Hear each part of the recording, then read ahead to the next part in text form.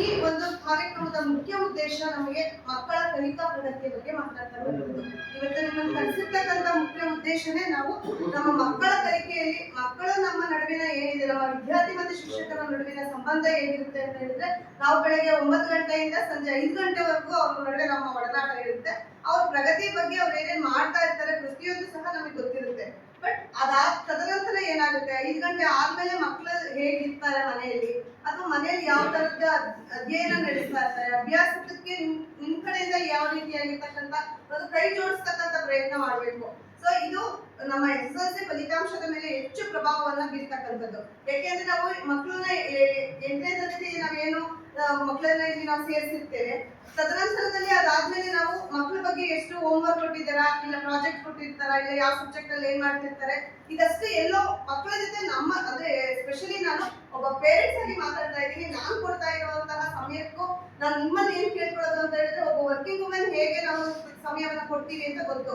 ಅದನ್ನ ಹೊರತುಪಡಿಸಿ ನಾವೇನ್ ಮಾಡ್ತಾ ಇರ್ಬೋದು ಅಂದ್ರೆ, ಕೆಲಸವನ್ನ ಮನೆಯಲ್ಲಿ ಕೆಲಸ ಮಾಡ್ತಾ ಸಂದರ್ಭದಲ್ಲೇ ನಮ್ಮ ಮಕ್ಕಳ ಅಧ್ಯಯನದ ಕಡೆ ಹೆಚ್ಚಿನದಾಗಿರ್ತಕ್ಕಂಥ ಒಂದು ಗಮನವನ್ನ ಹರಿಸಬೇಕು. ನಿಮ್ಮನ್ನು ಕರೆಸಿದ್ದೇ ಇಷ್ಟು ಯಾಕೆಂದ್ರೆ, ನಾವು ಬರೀ 10th ಬಂದಾಗ 10th ಮಕ್ಕಳಿಗೆ ಎಷ್ಟು ಪ್ರಿಯಾರಿಟಿ ಕೊಡ್ತೀವೋ 8th ಮಕ್ಕಳಿಗೂ ನಾವು ಅಷ್ಟೇ ಪ್ರಿಯಾರಿಟಿ ಕೊಡ್ಬೇಕು.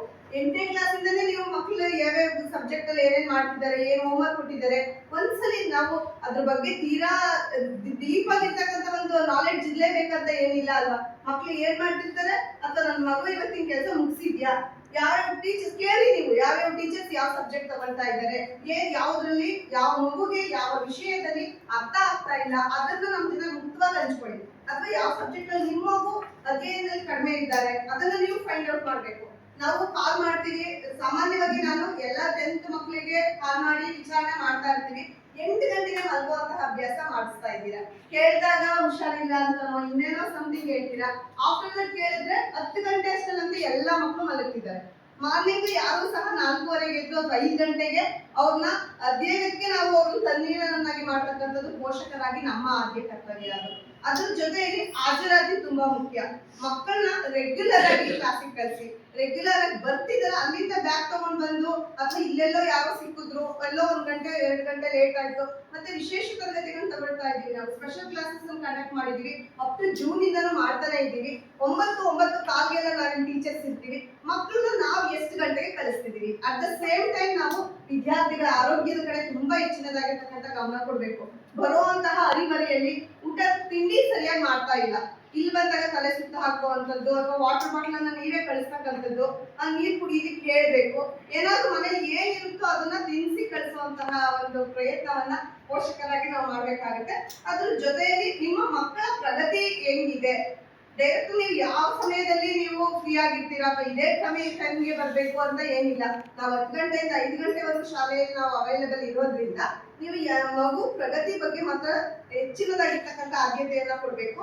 SSLC ಮಕ್ಕಳಿಗೆ ವಿಶೇಷವಾಗಿರ್ತಕ್ಕಂಥದ್ದು ಏನು ಅಂತ ಹೇಳಿದ್ರೆ, ಅವರಿಗೆ ಅಧ್ಯಯನದ ಅನುಕೂಲಕ್ಕಾಗಿ ವಿಷಯವಾರು ಏನು ಸಬ್ಜೆಕ್ಟ್ಸ್ ಇದೆ ಅಂದ್ರೆ ಕನ್ನಡ, ಇಂಗ್ಲಿಷ್, ಹಿಂದಿ, ಮತ್ತೆ ಕೋರ್ ಸಬ್ಜೆಕ್ಟ್ಸ್ ಗಳಾಗಿರ್ತಕ್ಕಂಥ ಮ್ಯಾಥ್ಸ್, ಸೈನ್ಸ್ ಮತ್ತೆ ಸೋಷಿಯಲ್ ಸೈನ್ಸ್ ಏನಿದೆ. ಸೊ ಇಲ್ಲಿ ನಮ್ಗೆ ಆಲ್ರೆಡಿ ಒಂದು ಬ್ಲೂ ಪ್ರಿಂಟ್ ಕೊಟ್ಬಿಟ್ಟಿದ್ದಾರೆ, ನಮ್ಮ ಒಂದು ಇಲಾಖಾ ವತಿಯಿಂದ ಒಂದು ನೀಲಿ ನಕ್ಷೆ ಅಂತ ಕೊಟ್ಟಿದ್ದಾರೆ. ನಾವು ಅದನ್ನ ಮಕ್ಕಳಿಗೆ ಬರ್ಸಿದೀವಿ ಕೂಡ, ಯಾವ್ಯಾವ ಲೆಸನ್ ಇಂದ ಎಷ್ಟೆಷ್ಟು ಬರುತ್ತೆ. ಅಫ್ಕೋರ್ಸ್ ತೀರಾ ಅಲ್ಲದೆ ಇದ್ರು ತಿಳಿದಿರ್ತಕ್ಕಂಥವ್ರು, ಯಾರೋ ಸಮಯ ಇರ್ತಕ್ಕಂಥವ್ರು, ಇಷ್ಟು ಮಾರ್ಕ್ಸ್ಗೆ ಡಿಸ್ಟಿಂಕ್ಷನ್ ಬರೋ ಮಕ್ಕಳದ್ದು ಹಾಗೆ ಕೇಳಬೇಕು ಎಲ್ಲವನ್ನು. ಅಥವಾ ನಮ್ಮ ಮಕ್ಕಳು ಒಂದು LC ಇದ್ದಾರೆ, ಅಥವಾ C+ ತಗೊಳ್ತಾ ಇದ್ದಾರೆ, C ಇದ್ದಾರೆ, ಹತ್ರದಲ್ಲಿ ಇದ್ದಾರೆ, ಒಂದು 25 ಮಾರ್ಕ್ಸ್ ತಗೊಳ್ತಿದ್ದಾರೆ, 30 ತಗೊಳ್ತಿದ್ದಾರೆ ಅನ್ನೋರು ಏನ್ ಮಾಡಿ, ನಾವು ಬ್ಲೂ ಪ್ರಿಂಟ್